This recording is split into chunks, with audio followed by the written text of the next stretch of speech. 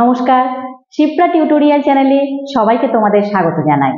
আমি আজকে তোমাদের ষষ্ঠ শ্রেণীর ষষ্ঠ অধ্যায় ক্লাস 6 এর 6 চ্যাপ্টারের টপিক বা বিষয়বস্তু সেটি হলো গুপ্ত সাম্রাজ্য। গুপ্ত সাম্রাজ্য বা গুপ্তা এম্পায়ার এই সম্পর্কে আজকে ডিসকাস করব বা আলোচনা করব। তোমাদের আমি এর আগে কুষাণ সাম্রাজ্য নিয়ে বলেছি যে ভারতবর্ষে কিভাবে কুষাণরা সাম্রাজ্য বিস্তার করেছিল, এম্পায়ারকে এক্সপ্যান্ড করেছিল বা এক্সটেন্ড করেছিল। সেইভাবে কিন্তু এই কুষাণ সাম্রাজ্যের পতনের পর বা তাদের যখন ডাউনফল হয় তারপর প্রায় 50 বছর চলে যাওয়ার পর, লং 50 ইয়ার্সের পর আর কি, সেই সময় ভারতবর্ষে আরেকটা উত্তর ভারতে মূলত একটা নতুন শক্তির উত্থান হয়, নতুন একটা পাওয়ারের একটা ডেভেলপ হয়। সেই শক্তি হলো গুপ্ত। মানে এরা ভারতবর্ষে ধীরে ধীরে বিভিন্ন জায়গায় সমগ্র ভারতবর্ষ জুড়েই কিন্তু সাম্রাজ্য বিস্তার করেছিল, এম্পায়ারকে এক্সটেন্ড করেছিল বা এস্টাবলিশ করেছিল। সেই সাম্রাজ্যের নাম কি? গুপ্ত সাম্রাজ্য। কি সাম্রাজ্য? গুপ্ত সাম্রাজ্য বা গুপ্তা এম্পায়ার। এরা কতদিন রাজত্ব করেছিল? এরা আনুমানিক কেন বলা হচ্ছে, পুরোপুরি অ্যাপ্রোপ্রিয়েট সালটা তো আর তখনকার সময়ের কথা বলা যায় না, তাই একটু অনুমান করে নেন ঐতিহাসিকরা। তো আনুমানিক 320 খ্রিস্টাব্দ থেকে 550 খ্রিস্টাব্দ পর্যন্ত, 320 থেকে 550 পর্যন্ত এটা হচ্ছে গুপ্ত সাম্রাজ্যের রাজত্বকাল বা গুপ্তা এম্পায়ারের এই কিংশিপ পিরিয়ড যেটাকে বলা হয়। আচ্ছা, এই যে গুপ্ত সাম্রাজ্য, এই গুপ্ত সাম্রাজ্য যখন ভারতবর্ষে শাসন করছিল সেই সময় কিন্তু ভারতবর্ষে শিল্প, সংস্কৃতি, বাণিজ্য, বিজ্ঞান সব ক্ষেত্রে যথেষ্ট উন্নতি হয়েছিল। আর্ট, কালচার, ট্রেডিং বা সায়েন্সের দিক থেকে সব দিক থেকে ডেভেলপ করেছিল। তাই এই সময়কালটাকে কি কাল বলা হয়? স্বর্ণযুগ বলা হয়। এই গুপ্ত যুগকে বলা হয় স্বর্ণযুগ বা গুপ্তা এজকে বলা হয় গোল্ডেন এজ, স্বর্ণযুগ। কারণ এই সময় সবকিছু দিকে উন্নতি হয়েছিল, তাই এই সাম্রাজ্য কিন্তু খুবই গুরুত্বপূর্ণ প্রাচীন ভারতের ইতিহাসে। এনসিয়েন্ট ইন্ডিয়ার হিস্ট্রিতে এই গুপ্ত সাম্রাজ্য খুবই একটি গুরুত্বপূর্ণ সাম্রাজ্য। আর এই গুপ্ত যুগে কিন্তু বিখ্যাত কবি এবং নাট্যকার, গ্রেট পোয়েট এবং ড্রামাটিস্ট, তোমরা নাম শুনেছো, কবি কালিদাস, ইনি কিন্তু এই গুপ্ত যুগেই জন্মেছিলেন, গুপ্ত সাম্রাজ্যেরই গুপ্ত যুগেরই প্রতিনিধি।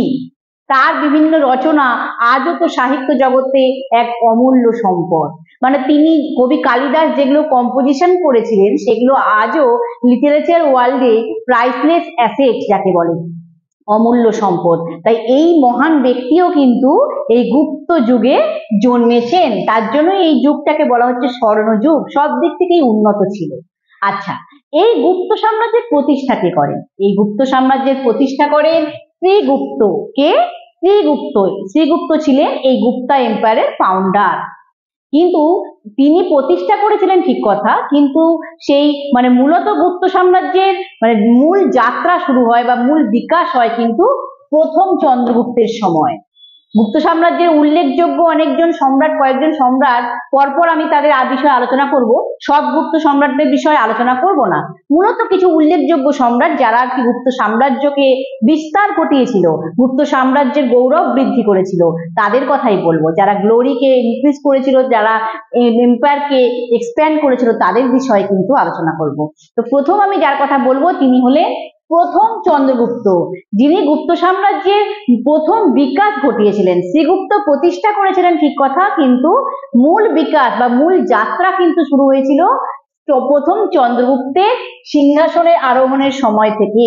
তাই জন্য উনি কিন্তু 320 খ্রিস্টাব্দে সিংহাসনে বসেন, 320-তে। কিন্তু সেই সময়কালটাই দেখো গুপ্ত সাম্রাজ্যের প্রথম সালটা লেখা হয়েছে। শ্রীগুপ্ত প্রতিষ্ঠা করলেও তার সিংহাসনে আরোহণের সময়কালটাকে কিন্তু ধরা হয় না। তাহলে 320 খ্রিস্টাব্দে প্রথম চন্দ্রগুপ্ত সিংহাসনে বসেন, 320। এবং এই সময় থেকে কিন্তু গুপ্তাব্দ গণনা শুরু হয়। গুপ্তাব্দ, তোমাদের আগে আমি বলেছিলাম সম্রাট কনিষ্কের সিংহাসনে আরোহণের কালে শকাব্দ শুরু হয়েছিল, মনে পড়ছে? কিছুদিন আগেই আলোচনা করেছি। তো এবার প্রথম চন্দ্রগুপ্তের সময় সিংহাসনে আরোহণের সময়টাকে বলা হচ্ছে কি? গুপ্তাব্দ।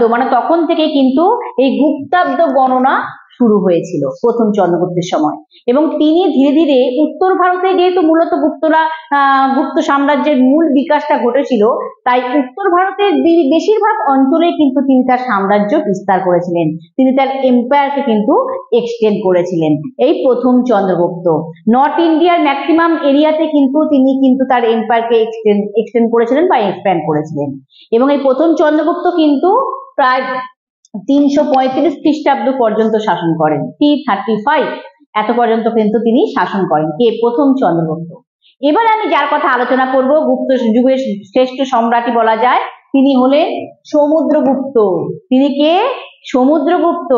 সমুদ্রগুপ্তের সময় কিন্তু গুপ্ত সাম্রাজ্য মূলত বিশাল সাম্রাজ্যে পরিণত হয়েছিল, গুপ্ত সাম্রাজ্যের বেশি বিস্তার ঘটেছিল, সাম্রাজ্য এম্পায়ার এক্সটেন্ড করেছিল। কার সময়? সমুদ্রগুপ্তের সময়। তিনি 335 খ্রিস্টাব্দে সিংহাসনে বসেন, 335 এবং তার রাজত্ব শেষ হয় 375 বা 375 খ্রিস্টাব্দে। কে? এই সমুদ্রগুপ্তের সময়। সমুদ্রগুপ্ত কে ছিলেন? সমুদ্রগুপ্ত ছিলেন প্রাচীন ভারতের একজন পরাক্রমশীল শাসক। পরাক্রমশীল মানে কি?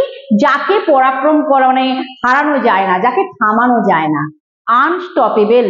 তিনি এতটাই শক্তিশালী ছিলেন সমুদ্রগুপ্ত যে তাকে কেউ যুদ্ধে হারাতে পারত না, তাই তিনি ছিলেন পরাক্রমশীল শাসক বা আনস্টপেবল রুলার। কে? এই সমুদ্রগুপ্ত এনসিয়েন্ট ইন্ডিয়ার একজন আনস্টপেবল রুলার ছিলেন। তিনি তার মানে সামরিক বিজয়ের দ্বারা, বিভিন্ন মিলিটারি ভিক্টরি যে করেছিলেন, বিভিন্ন রাজ্য জয় যে করেছিলেন, সেই সামরিক বিজয়ের দ্বারা গুপ্ত সাম্রাজ্যকে একটা বিশাল সাম্রাজ্যে পরিণত করেছিলেন, গুপ্তা এম্পায়ারকে একটা ভাস্ট এম্পায়ারে পরিণত করেছিলেন। কে? এই সমুদ্রগুপ্ত। তাই এই সমুদ্রগুপ্তের কৃতিত্বের কথা বলতে গেলে প্রথমেই আমাদের বলতে হয় যে তিনি উত্তর ভারতে প্রায় 9 জন মানে পুরো 9 জন শাসককে তিনি হারিয়েছিলেন এবং তারপর তিনি পুরো উত্তর ভারতকে গুপ্ত সাম্রাজ্যের অধীনে করে নিয়েছিলেন। প্রথম চন্দ্রগুপ্তের সময় গুপ্ত সাম্রাজ্য মানে উত্তর ভারতে কিছু এলাকা দখল করেছিলেন প্রথম চন্দ্রগুপ্ত, কিন্তু সমুদ্রগুপ্ত কি করেছিলেন? পুরো উত্তর ভারতটাকেই দখল করে নিয়েছিলেন। উত্তর ভারতে নর্থ ইন্ডিয়া পুরোটাই কিন্তু ক্যাপচার করে নিয়েছিলেন, গুপ্তা এম্পায়ারের মধ্যে ইনভলভ করে নিয়েছিলেন এবং তিনি বিভিন্ন সামরিক রাজ্য জয়ের মাধ্যমে উত্তর ভারতের 9 জন রাজাকে হারিয়ে, এটা কিন্তু কম কথা নয়। তিনি কিন্তু দক্ষিণ ভারতেও সাম্রাজ্য বিস্তার করেছিলেন। তিনি মানে সাউথ ইন্ডিয়া যেটাকে বলে, দক্ষিণ ভারতেরও কিন্তু 12 জন রাজাকে হারিয়েছিলেন, সাউথ ইন্ডিয়ার 12 রুলারকে কিন্তু হারিয়েছিলেন। তারপর যদিও তিনি 12 জন রাজাকে তাদের রাজ্য ফিরিয়ে দিয়েছিলেন পরে, কারণ অনুমান করেন ঐতিহাসিকরা যে হয়তো তিনি উত্তর ভারত আর দক্ষিণ ভারত একসঙ্গে এতগুলো রাজ্যকে শাসন করা তার একার পক্ষে একটু কঠিন হয়ে যেত, সে কারণে হয়তো তিনি দক্ষিণ ভারতের রাজাদেরকে হারিয়ে দিয়েও তাদের রাজ্য আবার ফিরিয়ে দিয়েছিলেন। কিন্তু তিনি দক্ষিণ ভারতের বেশ কিছু রাজ্যকে কিন্তু করদ রাজ্যে পরিণত করেছিলেন, ফিউডাটরি স্টেট। করদ রাজ্য মানে কি? মানে সমুদ্রগুপ্ত কি করেছিলেন? দক্ষিণ ভারতের বেশ কিছু রাজ্য গুপ্ত সাম্রাজ্যের অধীনে করেছিলেন এবং সেই সমস্ত রাজ্যগুলো কিন্তু সমুদ্রগুপ্তকে নিয়মিত কর দিত, ট্যাক্স দিত, একে বলা হয় করদ রাজ্য।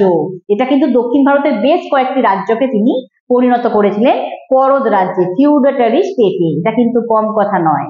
আরেকটা বিষয়, তিনি কিন্তু অরণ্য রাজ্য বা আটবিক রাজ্য যাকে বলে, সেই রাজ্যগুলোকেও কিন্তু তিনি জয় করেছিলেন। আটবিক রাজ্য মানে সেই সময় মধ্য ভারত, উত্তর ভারত দক্ষিণ ভারত সব জয় করা হয়ে গেছে, তিনি মধ্য ভারতেরও কিন্তু বেশ কিছু অরণ্য রাজ্য, মধ্য ভারতে অনেক জঙ্গল এলাকাতে অনেক রাজ্য ছিল, জঙ্গলের মধ্যে, সেখানে কিন্তু জঙ্গলে বসবাসকারীরাই শাসন করতো, তোমরা আদিবাসী বলতে পারো আর কি। এবং সেই আটবিক রাজ্যগুলোকেও কিন্তু তিনি হারিয়ে দিয়েছিলেন। কেন? এইটা করা কিন্তু কঠিন ছিল, কারণ তখনকার সময় জঙ্গলের পথ প্রচন্ড দুর্গম ছিল, হ্যাঁ, ইম্পসিবল ছিল, কঠিন ছিল, কিন্তু সেই জঙ্গলে গিয়ে জঙ্গলের রাজ্যগুলোকেও কিন্তু সমুদ্রগুপ্ত জয়লাভ করেছিলেন। তার আরো ব্যাপার হচ্ছে, তার সামরিক শক্তি এতটাই বেশি ছিল, তার মিলিটারি পাওয়ার এতটাই বেশি ছিল যে তিনি দূরের রাজ্য, হ্যাঁ, দূরবর্তী রাজ্য সিংহল তো সমুদ্রগুপ্তের মানে যেখানে সাম্রাজ্য বিস্তার করেছেন গুপ্ত সাম্রাজ্য থেকে দূরে ছিল, সেই সিংহল রাজ্যের রাজাকেও কিন্তু সার্বভৌমত্ব স্বীকার করিয়ে নিতে বাধ্য করেছিলেন। সোভারেন্টি, সমুদ্রগুপ্তের সোভারেন্টি মেনে নিতে, যে সমুদ্রগুপ্তের শ্রেষ্ঠ রাজা, তিনি one and only supreme power. কে? সমুদ্রগুপ্ত। সেটা সিংহলের রাজাকেও কিন্তু সেই দূরবর্তী রাজ্য, একটা ডিস্টেন্ট স্টেট যাকে বলে, সেই রাজ্যের রাজাকেও কিন্তু তার বশ্যতা মানিয়ে নিতে বাধ্য করেছিলেন, যে সমুদ্রগুপ্তকে মেনে নিতে।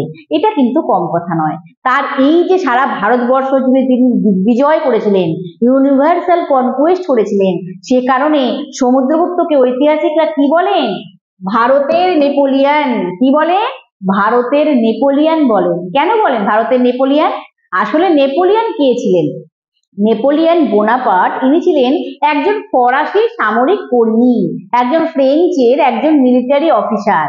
তিনি যখন ফরাসি বিপ্লব হয়, তোমরা উঁচু ক্লাসে উঠলে পড়বে, এখন ফরাসি বিপ্লব কি জানবো না, শুধু এইটুকুই জানো যে ফরাসি বিপ্লব যখন হয়, যখন ফ্রেঞ্চ রেভলিউশন হয়, তখন এই নেপোলিয়ান বোনাপার্ট তিনি কিন্তু যথেষ্ট খ্যাতি অর্জন করেছিলেন। তিনি অনেক কিন্তু তার সফলতা হয়েছিল। তিনি কি করেছিলেন? সমগ্র ইউরোপের বিভিন্ন জায়গায় সামরিক অভিযান করেছিলেন, মিলিটারি এক্সপিডিশন করেছিলেন এবং সফলতার সঙ্গে নেতৃত্ব দিয়েছিলেন, লিডারশিপ করেছিলেন সাকসেসফুলি।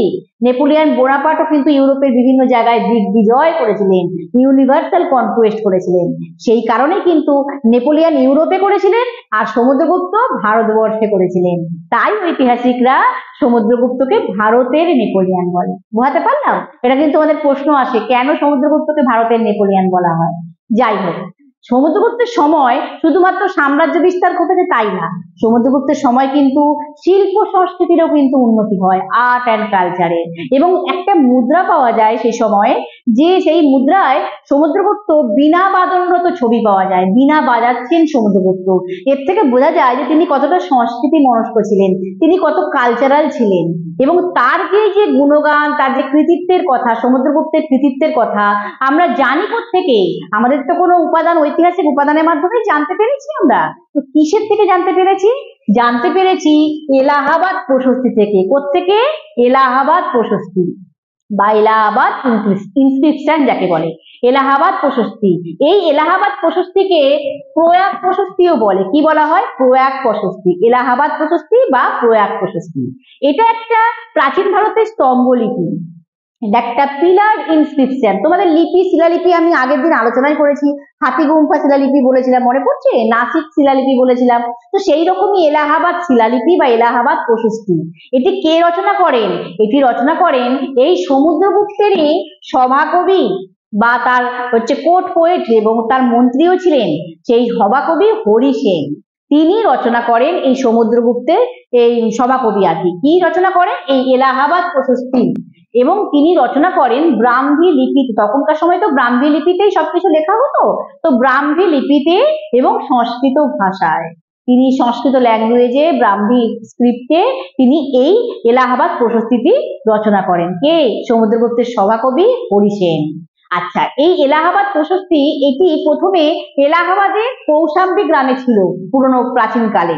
সেইখান থেকে মুঘল সম্রাট আকবর তিনি এলাহাবাদের দুর্গে নিয়ে এসে ওই এলাহাবাদ প্রশস্তিকে রেখেছিলেন, বা এখনো সেই এলাহাবাদেই রয়েছে আর কি।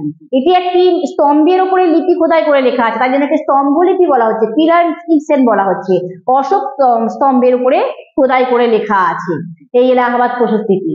আচ্ছা, এই এলাহাবাদ প্রশস্তির মূল বিষয়বস্তু কি? এই এলাহাবাদ প্রশস্তিতে সমুদ্রগুপ্তের সম্পর্কে, তার রাজ্য জয়ের বর্ণনা পুরোপুরি লেখা আছে। তিনি কিভাবে মিলিটারি ভিক্টরি গুলো করেছিলেন এবং তার মূলত গুণগান করা হয়েছে। তিনি কতটা ভালো শাসক ছিলেন, তার সবকিছু তার সম্পর্কে ভালো ভালো কথাই কিন্তু হরি সেন লিখে গেছেন। যেহেতু তিনি ওনার সভাকবি ছিল, সমুদ্রগুপ্তের সভাকবি ছিলেন হরি সেন, তাই তার সম্পর্কে ভালো ভালো কথাই লিখে গেছেন। তবে শুধু এই কারণেই নয়, এই এলাহাবাদ প্রশস্তি কিন্তু গুপ্ত সাম্রাজ্যের রাজনৈতিক ইতিহাসও কিন্তু বর্ণনা করে। সেই সময় গুপ্তা এম্পায়ারের পলিটিক্যাল হিস্ট্রি কেমন ছিল এটাও কিন্তু আমরা এলাহাবাদ প্রশস্তির মাধ্যমে জানতে পারি। তাই গুপ্ত সাম্রাজ্যের ইতিহাস এবং সমুদ্রগুপ্তের সম্পর্কে জানার ক্ষেত্রে এই এলাহাবাদ প্রশস্তিটি একটি কিন্তু প্রত্নতাত্ত্বিক, গুরুত্বপূর্ণ প্রত্নতাত্ত্বিক উপাদান, একটা খুবই ইম্পর্টেন্ট আর্কিওলজিক্যাল একটা এভিডেন্স। বোঝাতে পারলাম? তাই এলাহাবাদ প্রশস্তির গুরুত্ব কিন্তু কিছু কম নেই, খুবই গুরুত্বপূর্ণ এটি একটি উপাদান। আচ্ছা, এবার আমরা সমুদ্রগুপ্ত সম্পর্কে আলোচনা হয়ে গেল। এবারে বলবো আমি দ্বিতীয় চন্দ্রগুপ্ত, আরেকজন উল্লেখযোগ্য শাসক গুপ্ত যুগে, সমুদ্রগুপ্তের ছেলে। সমুদ্রগুপ্তের পরবর্তীকালে যিনি সম্রাট হন, গুপ্ত সাম্রাজ্যের সম্রাট হন। দ্বিতীয় চন্দ্রগুপ্তের সময় তিনি শাসন করেন হচ্ছে 376 খ্রিস্টাব্দ থেকে 413 খ্রিস্টাব্দ পর্যন্ত, 376 থেকে 413 পর্যন্ত। এই যে দ্বিতীয় চন্দ্রগুপ্তের সময় কিন্তু গুপ্ত সাম্রাজ্য সর্বোচ্চ সীমায় পৌঁছেছিল, হাই লিমিটে পৌঁছেছিল। তার সময় মানে শিল্প সংস্কৃতি আর বাণিজ্যের খুবই উন্নতি হয়েছিল। এই সময় আর্ট, কালচার, সায়েন্সের সব ট্রেডিং এর ক্ষেত্রে খুবই মানে প্রোগ্রেস হয়েছিল।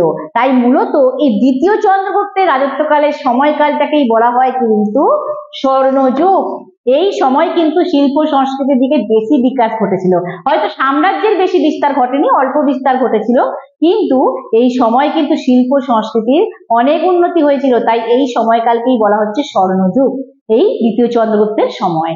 তিনি তার রাজসভাতে 9 জন পণ্ডিত এবং শিল্পী ব্যক্তিকে আশ্রয় দিয়েছিলেন। তার যে কোর্ট, রয়্যাল কোর্ট, সেখানে তিনি যাদেরকে নবরত্ন বলা হয়, এটা তোমাদের পরবর্তীকালে তোমরা পড়বে, আকবর, মুঘল সম্রাট আকবরের সময় যখন ইতিহাস পড়বে জানতে পারবে যে তারও রাজসভাতে এরকম 9 জন গুণী ব্যক্তি থাকতেন। ঠিক সেই রকম এই দ্বিতীয় চন্দ্রগুপ্তের রাজসভাতেও কিন্তু 9 জন গুণী ব্যক্তি রাজসভাকে অলঙ্কৃত করতেন, রাজসভার গৌরব বৃদ্ধি করতেন, রয়্যাল কোর্টের গ্লোরি বাড়াতেন, ইনক্রিজ করতেন। এই 9 জন গুণী বা শিল্পী ব্যক্তি যাদেরকে নবরত্ন বলা হয় বা 9 জেমস বলা হয়। আর দ্বিতীয় চন্দ্রগুপ্তের আরেকটা কৃতিত্ব কি, যে তিনি গুজরাট অঞ্চলে যে শক শক্তি, তোমাদের আগে আমি আলোচনা করেছি পশ্চিম ভারতে শক রাজবংশ যথেষ্ট শক্তিশালী ছিল সেই সময়, তো সেই শক শক্তি, শক ক্ষত্রপ শক্তিকে পরাজিত করেছিলেন দ্বিতীয় চন্দ্রগুপ্ত, এবং সে কারণেই তাকে বলা হয় শকারি। ঐতিহাসিকরা তাকে শকারি বলেন। কেন বলেন? কারণ শক যুক্ত অরি, অরি মানে শত্রু, এই শক শত্রুকে হারিয়েছিলেন দ্বিতীয় চন্দ্রগুপ্ত বলে দ্বিতীয় চন্দ্রগুপ্তকে শকারি বলা হয়। এটাও তোমাদের কিন্তু প্রশ্ন আসে। আচ্ছা, এই দ্বিতীয় চন্দ্রগুপ্তের সময় কিন্তু রূপোর মুদ্রা চালু হয়। তোমাদের আমি কুষাণ সাম্রাজ্য বলার সময় বলেছিলাম যে বিং কথপিসিসের সময় ভারতবর্ষে প্রথম সোনার মুদ্রা চালু হয়, গোল্ড কয়েন চালু হয়। আর এই দ্বিতীয় চন্দ্রগুপ্তের সময় কিন্তু রূপোর মুদ্রা চালু হয়, সিলভার কয়েন চালু হয়। আসলে তিনি এই যে শকদেরকে হারিয়েছিলেন তার প্রমাণ স্বরূপ তিনি এই রূপোর মুদ্রা চালু করেন। এটা যে তার কতটা শক্তি, তার ক্ষমতা, এটা বোঝানোর জন্য কিন্তু রূপোর মুদ্রা চালু করেন। আর এই দ্বিতীয় চন্দ্রগুপ্তই কিন্তু চন্দ্রগুপ্ত বিক্রমাদিত্য নামে পরিচিত। চন্দ্রগুপ্ত বিক্রমাদিত্য নামেও কিন্তু ইতিহাসে তিনি পরিচিত। কে? এই দ্বিতীয় চন্দ্রগুপ্ত। আচ্ছা, দ্বিতীয় চন্দ্রগুপ্তের পরবর্তীকালে কে সম্রাট হন? কুমারগুপ্ত। কে? কুমারগুপ্ত গুপ্ত যুগে গুপ্ত সাম্রাজ্যের সম্রাট হন। তার রাজত্বকাল হচ্ছে 414 খ্রিস্টাব্দ থেকে 454 বা 55 খ্রিস্টাব্দ। 414 থেকে 454 টু 55 এই সময়কালটা কিন্তু মানে কুমারগুপ্ত রাজত্ব করেছিলেন। তার সময় গুপ্ত সাম্রাজ্যের সেভাবে বিস্তার ঘটেনি, একই রকমই ছিল, এম্পায়ার আর এক্সটেন্ড করেনি। তবে তার সময় একটা উল্লেখযোগ্য ঘটনা ঘটে। কি সেটা? সেটা হচ্ছে তার সময় নালন্দা মহাবিহার স্থাপিত হয়। নালন্দা মহাবিহার, এই মহাবিহারটি তখনকার সময় মগধ রাজ্যে তৈরি হয়েছিল, বর্তমানে যেটা বিহার রাজ্য, বিহার স্টেট। যে মগধে এই নালন্দা মহাবিহার তৈরি হয়েছিল। এটা একটা প্রাচীন শিক্ষা কেন্দ্র, একটা এনসিয়েন্ট এডুকেশন সেন্টার। প্রায় 800 বছর ধরে কিন্তু এই নালন্দা মহাবিহারে শিক্ষা দান করা হতো, এডুকেশন দেওয়া হতো। এটা কিন্তু খুবই ঐতিহ্যবাহী একটা এডুকেশন সেন্টার বা ট্র্যাডিশনাল এডুকেশন সেন্টার বা শিক্ষা কেন্দ্র। এটা কোনটা? নালন্দা মহাবিহার। এটা কিন্তু কুমারগুপ্তের সময় কিন্তু স্থাপিত হয়েছিল, এস্টাবলিশ হয়েছিল। এটাই হচ্ছে ওর সময় উল্লেখযোগ্য ঘটনা। আর গুপ্ত যুগের আর কি সব থেকে শেষ উল্লেখযোগ্য সম্রাট হলেন স্কন্দগুপ্ত। কে? স্কন্দগুপ্ত। তিনি তার সময় তিনি কি শক্তি, মানে গুরুত্বপূর্ণ কাজ কি করেছিলেন? আসলে তার সময় কিন্তু বিদেশ থেকে হুন শক্তি, আর কি হুন একটা শক্তি, বিদেশি শক্তি, তারা এসে গুপ্ত সাম্রাজ্যকে আক্রমণ করেছিল, গুপ্তা এম্পায়ারকে অ্যাটাক করেছিল। সেই স্কন্দগুপ্ত কিন্তু এদেরকে হারিয়ে গুপ্ত সাম্রাজ্যকে রক্ষা করেছিলেন, গুপ্তা এম্পায়ারকে প্রোটেক্ট করেছিলেন। কে? স্কন্দগুপ্ত। তাই এর মানে কথাও কিন্তু ইতিহাসে যথেষ্ট গুরুত্বপূর্ণ এনারও স্থান আছে। গুপ্ত সম্রাটদের মধ্যে ইনিও একজন উল্লেখযোগ্য সম্রাট এবং শেষ উল্লেখযোগ্য সম্রাট, কারণ এরপরে কিন্তু আর তেমন কোনো গুপ্ত সম্রাট উল্লেখযোগ্য হতে পারেননি বা ইতিহাসে তেমন কিছু ঘটনা ঘটেনি তার সময়কালে। আর তারপর স্কন্দগুপ্তের পরবর্তীকালে আস্তে আস্তে গুপ্ত সাম্রাজ্যের ধীরে ধীরে পতন হয়। আস্তে আস্তে শক্তি হারিয়ে যায়, পাওয়ার কমে যায় এবং পতন হয়। যে কোনো সাম্রাজ্যের উত্থান হয় আবার পতন হয়। গুপ্ত সাম্রাজ্য তাই হয়েছিল, ও মানে ইনক্রিজ করেছিল, আগে ডেভেলপ করেছিল, তারপর আবার ডাউনফলও হয়েছিল। এই হচ্ছে গুপ্ত সাম্রাজ্য এবং গুপ্ত সাম্রাজ্যের উল্লেখযোগ্য সম্রাটরা এবং তাতগুপ্ত যুগ, স্বর্ণযুগ, কেন স্বর্ণযুগ সেটা আলোচনা করলাম। প্রত্যেক উল্লেখযোগ্য সম্রাটদের বিষয়ে আলোচনা করলাম। তোমাদের অনেক প্রশ্ন আসে গুপ্ত সাম্রাজ্য থেকে, তাই ভালো করে তোমরা মন দিয়ে শুনেছো তো? আমার বিশ্বাস তোমরা নিশ্চয়ই মন দিয়ে শুনেছো। তাই যারা যারা মানে এই বিষয়ে আলোচনা আজকে আমি শেষ করছি এখানেই। আর যারা এখনো শিপ্রা টিউটোরিয়াল চ্যানেলটি সাবস্ক্রাইব করোনি, চ্যানেলটি সাবস্ক্রাইব করে নাও, আর পাশে থাকা বেল আইকনটি কিন্তু অবশ্যই প্রেস করো, তাহলেই কিন্তু নোটিফিকেশন পাবে। কারণ আমি প্রতিদিন বিভিন্ন ক্লাসের বিষয়ে আলোচনা করছি, বিভিন্ন বিষয়বস্তু নিয়ে আলোচনা করি, তো তাই নোটিফিকেশন পাওয়াটা খুব জরুরি। আর যারা দেখছো, যারা রেগুলার আমার চ্যানেলকে ফলো করো, তারা তোমাদের বন্ধু বান্ধবদের মধ্যে অবশ্যই শেয়ার করো, যাতে ইতিহাস বিষয়টা সবার কাছে সহজ হয়ে যায়, তার ইতিহাস বিষয়ের প্রতি ভয়টা কেটে যায়। এটাই আমার মূল প্রচেষ্টা, মূল উদ্যোগ। তো এইখানে আমি আমার আলোচনা শেষ করছি। নমস্কার।